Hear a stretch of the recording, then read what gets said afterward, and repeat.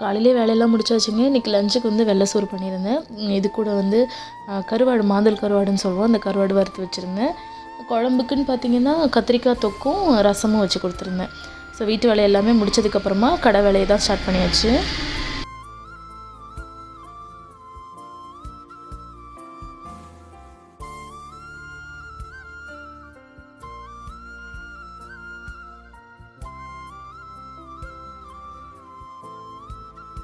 இன்றைக்கி கடையில் வந்து சென்னையிலேருந்து எப்போவுமே ரெகுலராக நம்மக்கிட்ட ஒரு கிளைண்ட் ஸ்டிச் பண்ண கொடுப்பாங்க. அவங்க கொஞ்சம் ட்ரெஸ்ஸஸ் எல்லாமே கொடுத்துருந்தாங்க, ப்ளவுஸு, சாரீஸ் அப்படின்னு சொல்லிட்டு. ஸோ ஒரு ப்ளவுஸ் மட்டும் அர்ஜென்ட்டாக கேட்டனால அந்த ஒரு ப்ளவுஸ் மட்டும் ஃபினிஷ் பண்ணி கொடுத்துருந்தேன்.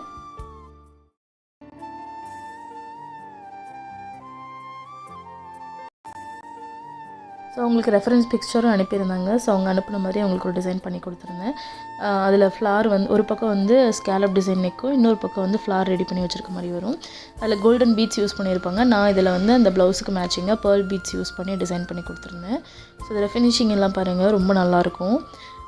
இதோட ஃபுல் அவுட்புட் வந்து இந்த மாதிரி தான் வந்துருந்துச்சு. ஸோ இது எப்படி இருக்குது அப்படின்றத கமெண்ட்ஸில் சொல்லுங்கள். உங்களுக்கும் இந்த மாதிரி ஏதாச்சும் டிசைன் பண்ணணுன்னாலும் எந்த ஊராக இருந்தாலும் எங்களை காண்டாக்ட் பண்ணுங்கள். கிளாஸஸ் எடுக்கிறோம், வேணும்னா எங்களை காண்டாக்ட் பண்ணுங்கள்.